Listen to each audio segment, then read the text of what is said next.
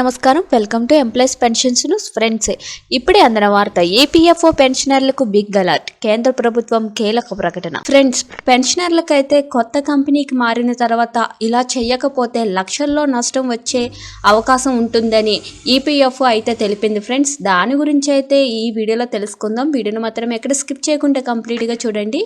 Video కనుక మీకు నచ్చినట్లయితే మన ఛానల్ లైక్ చేయండి, షేర్ చేయండి, సబ్స్క్రైబ్ చేసుకోండి. ఇంకా లేట్ చేయకుండా వివరాల్లోకి అయితే వెళ్ళిపోదాం. ఉద్యోగులకు రిటైర్మెంట్ ప్లానింగ్లో ఎంప్లాయీస్ ప్రొవిడెంట్ ఫండ్ది కీలక పాత్ర. ఈ స్కీమ్ ట్యాక్స్ బెనిఫిట్స్తో పాటు అట్రాక్టివ్ ఇంట్రెస్ట్ రేటును అందిస్తుంది. రిటైర్మెంట్ తర్వాత అవసరాల కోసం సేవింగ్స్ను పెంచుకోవడానికి ఇది గొప్ప అవకాశం. అయితే జాబ్ మారినప్పుడు పాత ఈపీఎఫ్ అకౌంట్ని కొత్త కంపెనీకి ట్రాన్స్ఫర్ చేయకుండా చాలామంది నిర్లక్ష్యం చేస్తుంటారు, లేదా పాత అకౌంట్లోని ఇంట్రెస్ట్ వస్తుందని అనుకుంటారు. దీంట్లో వాస్తవం ఎంత, ట్రాన్స్ఫర్ చేయకపోతే ఏమైనా నష్టం ఉందా వంటి వివరాలు మనం ఇక్కడ తెలుసుకుందాం. ఇంట్రెస్ట్ పై లిమిట్. జాబ్ మారిన తర్వాత 3 సంవత్సరాల వరకు పాత ఈపీఎఫ్ అకౌంట్లో వడ్డీ డిపాజిట్ అవుతుంది. నిబంధనల ప్రకారం ఆ తర్వాత అకౌంట్ ఇనాపరేటివ్ అవుతుంది, ఇంట్రెస్ట్ ఆగిపోతుంది. ఉదాహరణకు 2021లో జాబ్ మారిన వ్యక్తి 2024 నాటికి ఇంట్రెస్ట్ ప్రయోజనాలని కోల్పోతారు. ఇది కాంపౌండింగ్ బెనిఫిట్స్ను తగ్గిస్తుంది. ఫలితంగా రిటైర్మెంట్ కార్పస్ తగ్గిపోతుంది. ఈపీఎస్ ఇంట్రెస్ట్ రేటు 2024-2025లో 8.25% ఉంది. ఇది ఇతర సేవింగ్స్ స్కీముల కంటే ఎక్కువ. అందుకే ట్రాన్స్ఫర్ను ఆలస్యం చేయడం వల్ల ఆర్థికంగా నష్టపోతారు.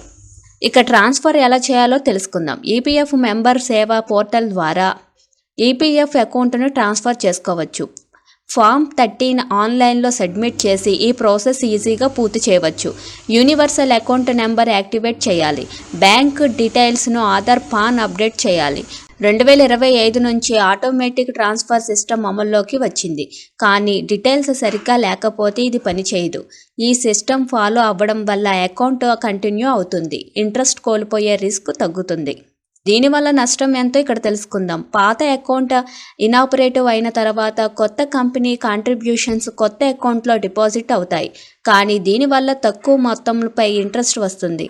ఉదాహరణకు 5 లక్షల పాత అకౌంట్ 3 సంవత్సరాల తర్వాత ఇంట్రెస్ట్ కోల్పోతే కాంపౌండింగ్ లేకపోవడం వల్ల 1.5 లక్షల వరకు నష్టం జరగవచ్చు. కేవైసీ అప్డేట్ లేకపోతే విత్డ్రా ప్రాసెస్ క్లిష్టంగా మారుతుంది. ఈపీఎఫ్ఓ డేటా ప్రకారం 2024లో 1.2 కోట్ల అకౌంట్స్ ఇనాపరేటివ్గా మారాయి. ఈపీఎఫ్ బ్యాలెన్స్ను రెగ్యులర్గా పాస్బుక్ ద్వారా చెక్ చేసుకోవాలి.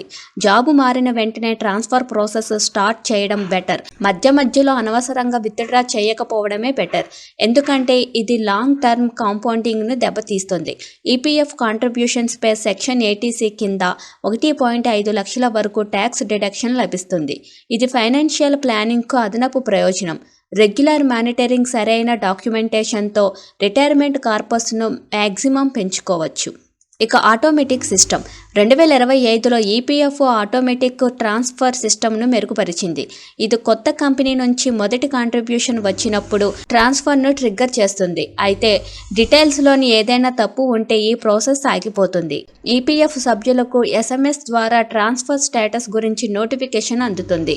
ఈ సిస్టమ్ 1.25 కోట్ల మంది సభ్యులకు ఉపయోగకరంగా ఉంటుంది.